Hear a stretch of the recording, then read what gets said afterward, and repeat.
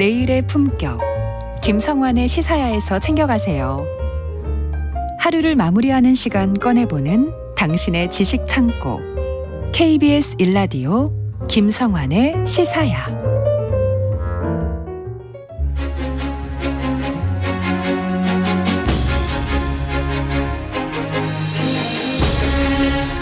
올해는 정전협정이 체결된 지 70주년이 되는 해입니다. 3년 1개월에서 3일이나 더 이어졌던 기나긴 전쟁 끝에 군사분계선이 그어졌고 남과 북은 지금도 재치를 이어가고 있는데요. 청취자 여러분들은 혹시 군사분계선, 그러니까 휴전선이 그어지지 않은 곳이 있다는 사실 아십니까? 흔적의 역사, 이기환 히스토리텔러와 이 얘기 나눠보도록 하겠습니다. 안녕하십니까? 안녕하세요. 네. 군사분계선이 사라진 곳이 있다고요? 이게 무슨 얘기입니까? 조금 선정적인 이야기이긴 한데 네. 그 상당수 분들이 좀 모르는 부분들이 있을 것 같습니다. 그래서 이 심지어는 예전에 우리 경향신문도 마찬가지였는데 네. 각 언론에서도 보면 휴전선을 표시할 때 군사분계선인데 예. 긋지 말아야 할 곳에 버젓이 이제 그 군사분계선 휴전선을 표시한 경우가 허다합니다. 지금 그 포털 사이트 지식백과를 봐도 네. 군사분계선을 검색을 한번 해보시면 그 군사분계선 휴전선은 서해안의 강화도 북방 즉 예성강 및 교동도 그쪽에서 예. 동해안 간성 사이에 한 155마일 250km로 이제 설명이 돼 있죠. 대부분 그렇게 알고 있잖아요. 그런데 그렇지는 않습니다. 그래서 우리가 그 자유로 가보시잖아요. 예. 자유로 가다 보면 통일전망대 있잖아요. 예. 파주에. 예. 이렇게 그 임진강 하류나 한강하고 이렇게 합류된 지점인데. 옆에서 이렇게 지나가면서 보이잖아요. 보입니다. 예. 거기서 자유로를 따라 더 올라가야 돼요. 5km 정도 더 올라가게 되면 그제서야 뭔가 철책이 이렇게 좀 있다가 임진강 북쪽으로 이렇게 넘어가는 모습이 보여요. 철책이. 예. 그래서 그 철책을 따라서 임진강을 넘어가야 그때부터 이제 군사분계선이 시작되는데요. 그러니까 한마디로 얘기하면 파주 일부, 임진강 하류 쪽하고 김포 북쪽, 강화도 북쪽, 교동도 북쪽, 서해 5도 여기에는 그 군사분계선 즉 휴전선이 없다라고 이제 얘기하는 거죠. 이거 모르는 분들 많을 것 같은데요. 그렇습니다. 이게 그 1953년 7월 27일 체결된 정전협정문 그리고 예. 그 협정문에 첨부된 지도가 있어요. 예. 그거를 봐야 되는데 우리가 지도를 잘 안 보기 때문에 그러는 건데 그 우선 그 정전협정 제1조 1항을 보면 군사분계선을 획정하고 쌍방이 각기 2km를 후퇴함으로써 비무장지를 설정한다. 이거는 우리가 잘 알고 있는 거잖아요. 그렇죠. 요거까지만 아는 게 문제가 되는 건데요. 네. 이 정전협정문에 첨부된 지도가 있는데 예. 그 지도를 보면은 군사분계선이 어디서 어디까지 어떤 형태로 그어졌는지 아주 잘 이렇게 표시가 되어 있습니다. 그런데 이 첨부 지도를 제대로 보고 검토하는 사람은 거의 없었죠. 근데 저도 1999년에 발표된 리영희 교수 있잖아요. 네네. 그분의 그 논문을 읽으면서 처음 접했고 그리고 사진작가 박종우 씨라는 분이 그 미국의 그 국립문서기록관리청 사이트를 통해서 이제 입수한 정전협정문 원문이 있고 그다음에 첨부 지도가 원문이 있는데 그거를 이제 처음 제가 보고 그래서 확실하게 더 보게 됐습니다. 예전에는 복사본만 봤는데 이번에 이제 다시 원문을 보게 됐습니다. 지도에 어떻게 표시되어 있습니까? 지금 들으시면서 정전협정을 검색하시고 기사를 보시면서 한번 그 그림을 보시면 알 것 같은데 네. 정전협정문에 첨부된 지도 1이 있습니다. 그걸 보면 군사분계선은 아까 얘기했듯이 파주 통일전망대에서 임진강변을 따라서 제법 내륙으로 들어가야지 비로소 이제 군사분계선과 남방 한계선, 북방 한계선을 이렇게 2km 사이로 이렇게 표시를 해놨습니다. 그리고 군사분계선이 비로소 표시가 된 곳이 임진강 이북의 장단 그 정동리가 되고 네. 그곳에서 동해안 강원 고성까지 1292개의 어떤 말뚝을 세우는 곳 그것이 바로 군사분계선이다라는 거여서 어떻게 보면 군사분계선이 아니라 군사분계점이라고 우리가 원래는 볼 수가 있는 거죠. 이렇게 점 찍듯이 이렇게 또 이렇게 말뚝을 쭉 박아놨기 때문에 그렇습니다. 근데 그러니까 지금 말씀 들어보면 임진강 하구에서부터 서해 5도 해역, 그러니까 지금 바닷물이 들어오는 바다로 연결되는 그 지역까지는 군사분계선이 없다는 거잖아요. 바다까지도 마찬가지죠. 서해 5도까지도 마찬가지인데 이 정전협정문에 따르면 이렇게 돼 있어요. 임진강 하구, 그다음에 임진강과 한강이 만나갖고 서해로 흐르잖아요. 그걸 우리가 한강 하구라고 그러는데 거기 그다음에 서해 5도 사이에는 그러니까 강화도 북부, 김포 북부 이런 데는 군사분계선이 없다라는 거여서 한마디로 말하면 군사분계선 즉 휴전선은 육상에만 존재하는 거지 해상에는 실체가 없다라는 거를 분명히 못 박아둔 거죠. 이거 상당히 이 부분 때문에 논란이 많이 그동안에 됐었던 거잖아요. 서해 5도가 북한이 그걸 인정을 안 하다 보니까 우리가 한미 그러니까 남한하고 미국이 일방적으로 그은 선이다. 우린 인정 못하겠다. 이렇게 나왔던 적도 있었던 거잖아요. 사실은 그 마찬가지예요. 그 NLL이라고 하는 건데 그거는 사실 그것도 마찬가지로 이제 어떻게 보면 정전협정문에 따르면 그것도 불법이라고 볼 수가 있는 건데요. 네. 이게 사실은 해상 분계선이 없다고 얘기했잖아요. 그러면 지금 얘기했듯이 그 김포 북쪽 그다음에 그 강화도 북쪽은 뭐가 되느냐. 그것이 임진강과 한강이 합류해서 넓은 강처럼 이렇게 되고 그 그렇죠. 조강이라고 하면서 한강 하구라고도 표현하게 되는데요. 그것이 강화도의 북변을 흘러가지고 황해도 예성강과 만나서 서해안으로 빠져나가잖아요. 그걸 우리가 정전협정문에서는 한강 하구라고 칭하는데 그 정전협정문 첨부지도를 보게 되면은요. 이 수역에 빗금을 막 거놨습니다. 빗금을 거놓고 이 수역의 성격을 분명히 밝히게 되는데 뭐라고 되어 있냐면 한강 하구의 수역이고 여기는 그다음에 그 한쪽에 강 기슭에 쌍방의 민간 선박의 항해에 개방하게 돼 있고 왔다 갔다 해도 된다. 그렇죠. 그리고 쌍방 민간 선박이 항해함에 있어서 자기 측의 군사 통제 하에 있는 육지에 배를 대는 것도 제한받지 아니한다. 되게 좀 어려운 말이긴 하지만 그 정전협정 조항에 나오는 거기 때문에 그렇게 이제 우리가 얘기를 하는 거죠.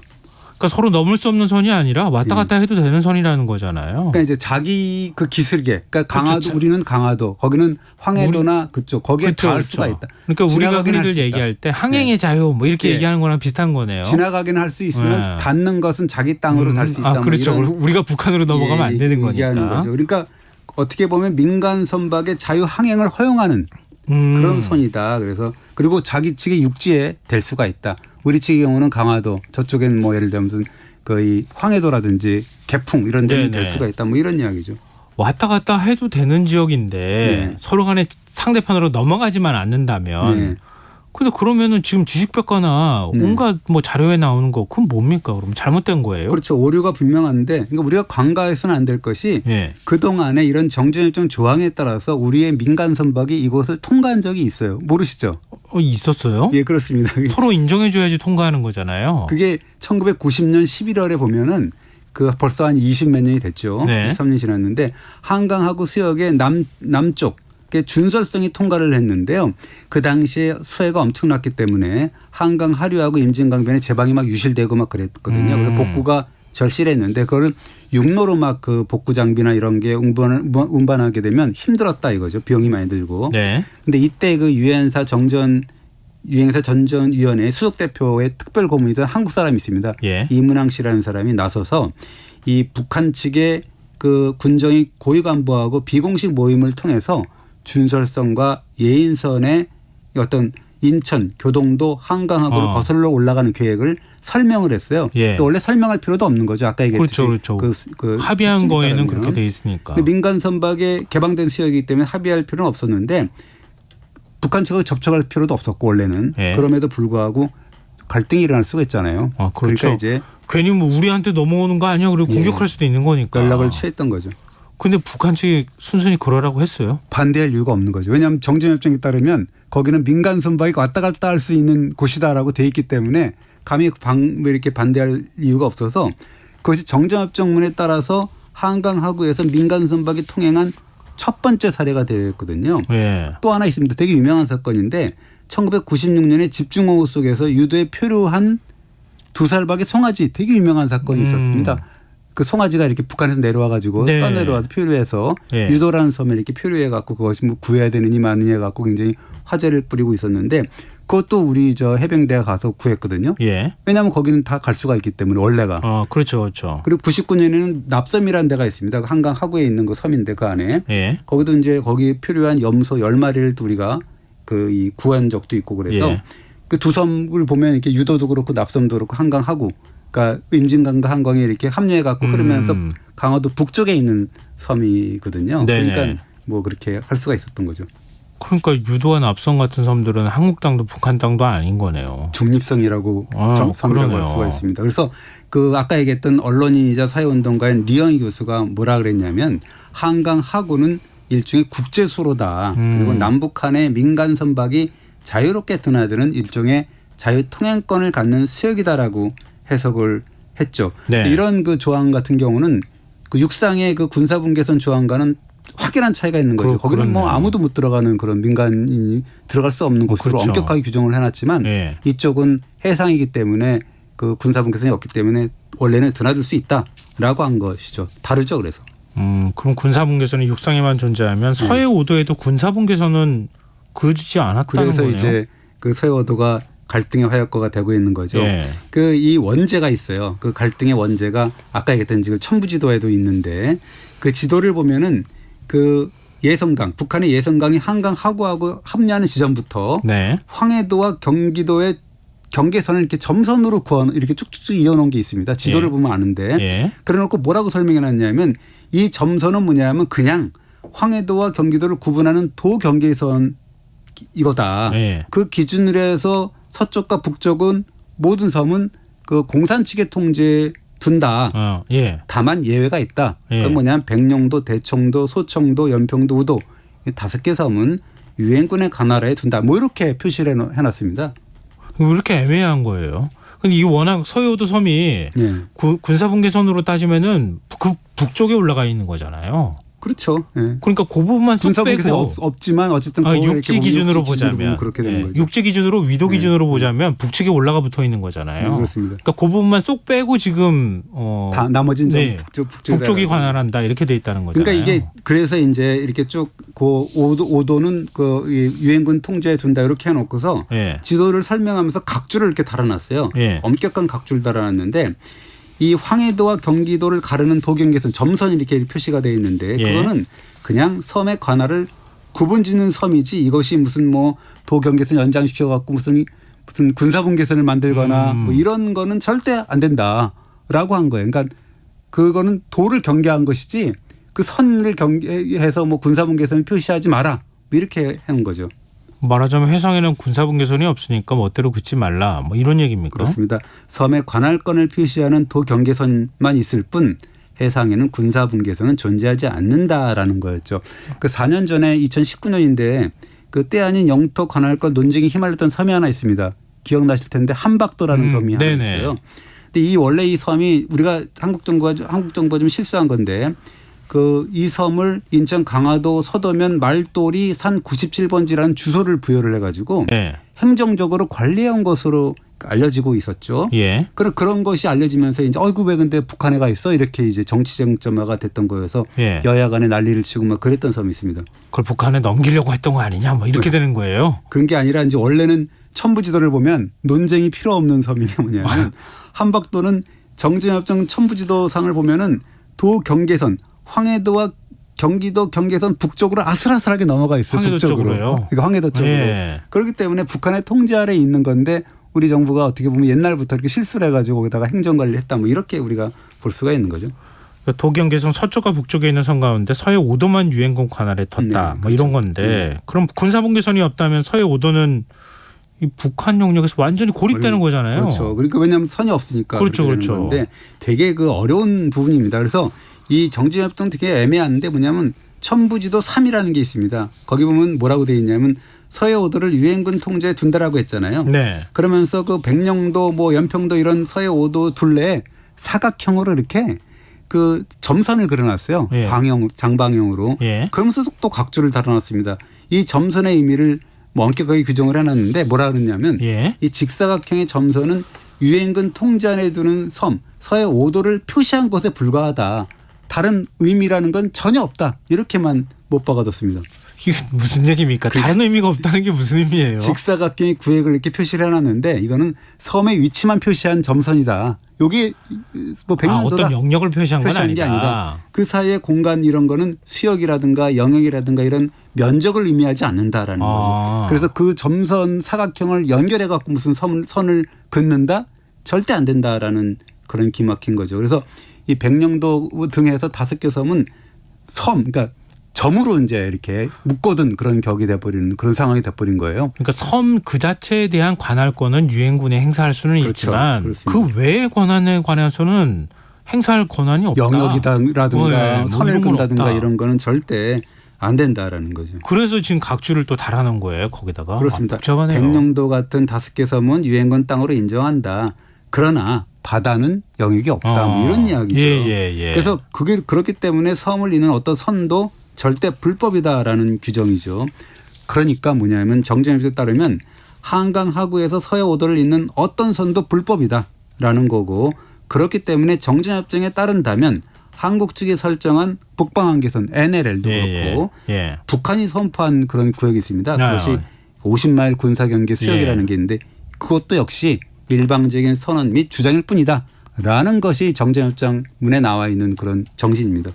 그러니까 이렇게 정전협정 내용을 찬찬히 들여다보지 않으면 사실은 정치적으로 해석하고 그 주장을 일방적으로 받아들이는 경우가 굉장히 많거든요. 그렇습니다. 근데 정전협정이 왜 이렇게 애매하게 명시가 되어 있는 겁니까? 그러니까 이거 되게 애매한 거죠. 왜냐하면 유엔군이 서해 바다의 제해권을 완전히 장악해서 서해 5도를 서해 쪽을 다 장악하고 있었거든요.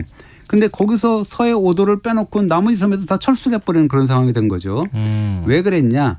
거기 보면 정전협정에 나오는데 2조 15항을 보면 정전협정에서는 한국과 북한 땅에 대해서 어떤 종류의 해상 봉쇄를 할 수 없다라는 규정이 있기 때문에 그렇습니다.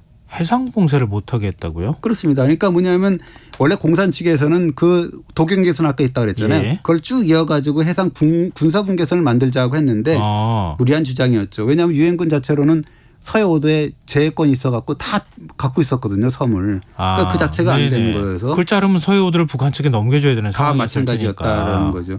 그리고 이 백령도 같은 서해 5도 섬 모든 섬을 또 유엔군 통제에 두는 것도 좀 문제가 있는 거죠. 그 문제가 있는 게 뭐냐면 북한 땅과 가장 가까운 연평도가 북한 땅과 거리가 불과 4km밖에 안 되거든요. 근데 국제해양법상 영해 거리라는 게 12마일이란 말이에요. 그러니까 그 사이에 해상 분계선을 긋게 되면 애매모호해지는 거예요. 그게 뭐냐면 유엔군의 영토지만 북한의 영해가 되는 그런 상황이 되는 굉장히 애매모호한 그런 상황이 되는 거죠. 전 교동도 가가지고요. 북한 이렇게 보니까 바로 코앞에 있더라고요. 깜짝 놀랐어요. 그러니까 바다니까 군사분계선 긋기가 진짜 애매했다는 거네요. 그러니까 바다에서는 누구나 다닐 수 있는 공해라는 게 있지 않습니까? 그래서 더 애매하다라는 거죠. 그래서 원래 그 유엔군에서는 그 전쟁 중에 교착 상태를 이제 탈피하기 위해서 휴전회담에서 유리한 고지를 차지하려고 황해도 연안을 봉쇄를 하거든요. 다 섬을 차지하고 그러면서 크라크라인이라는 걸 이제 쫙 거놓는단 말이에요.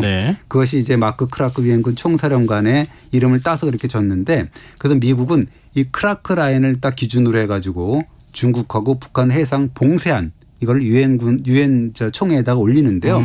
그러나 그게 마음대로 안 되죠. 구소련 같은 데가 가만히 있겠습니까? 중국도 마찬가지인데. 그러니까 반대로 채택되지가 않죠. 그래서 어느 나라의 해상을 봉쇄한다? 이거는 쉽지 않은 일이잖아요. 우리가 이렇게 보면. 그래서 이렇게 애매모호한 상태로 정전협정에 남겨뒀다. 그렇습니다. 그래서 유엔군에서는 어차피 서해 5도를 제외한 나머지 도경계선의 서북쪽 연해 모든 섬 지역을 공산 측에 넘겨줬는데 그러면서 그 해상 봉쇄를 할 수 없다. 불가 조항을 또 삽입하는 것에 동의를 하고 그러면서 또 크라크라인도 철폐가 되고 이렇게 되는 거죠. 그러면서 이제 그것이 1953년 8월 27일 날 모든 게 다 철폐가 되고 서해 5도를 제외한 나머지 섬에서 철수하게 되는 뭐 그런 상황이 됩니다. 유엔군 입장에서는 만족스러운 결과가 아니었던 거네요. 그러니까 어쨌든 근데 공산 측에서 주장한 대로 그 도경계선을 연장하는 해상 분계선이 되면 굉장히 밑으로 내려오거든요. 그렇죠. 그거는 좀 좌절시킨 부분이 있다라는 건데 원래 정전협정 자체가 좀 불안전하잖아요.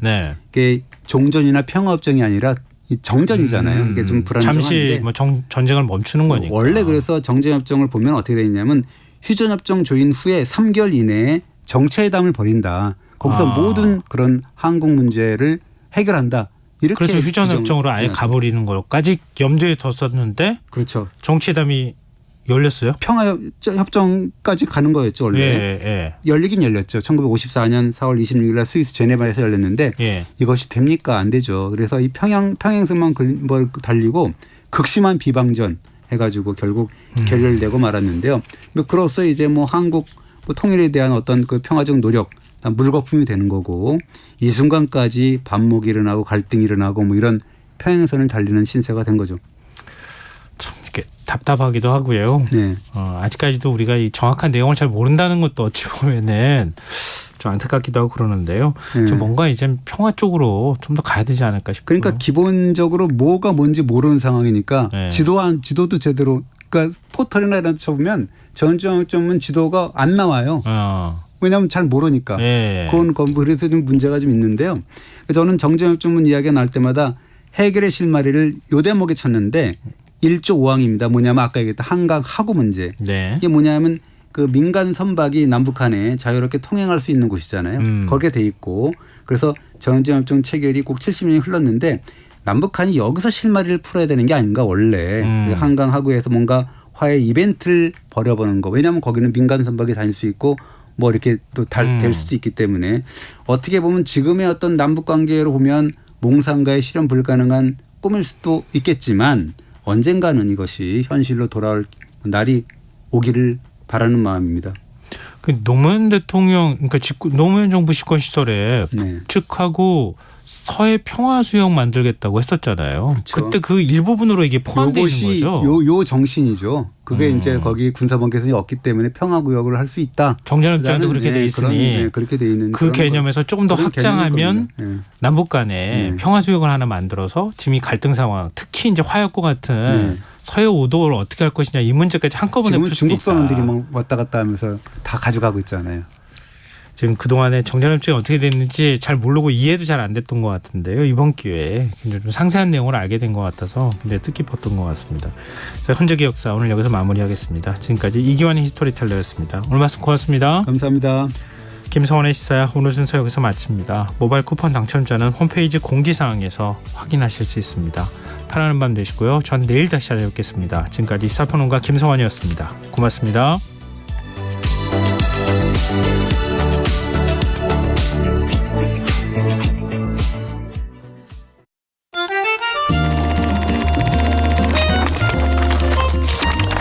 강유정의 영화관, 정여울의 도서관.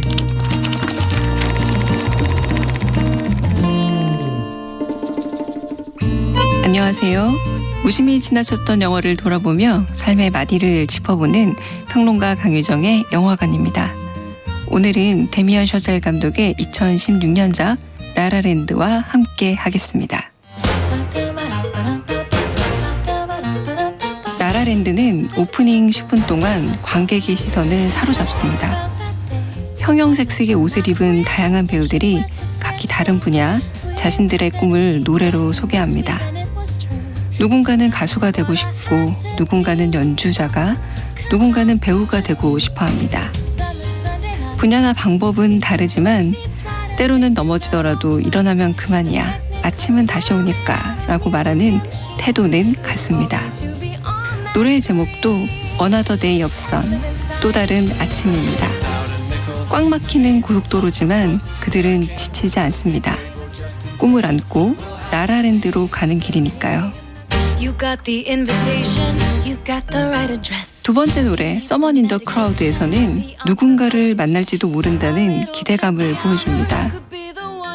오디션에 떨어져 풀이 죽은 미아에게 어쩌면 파티에서 누군가를 우연히 만나 인맥을 쌓게 될지도 모른다며 친구들이 격려합니다. 하지만 파티 속 익명의 다수들, 군중들 가운데서 미아는 소진될 뿐입니다. 그런데 중요한 사람은 파티가 아니라 다른 곳에 있었습니다. 소란스러운 파티 후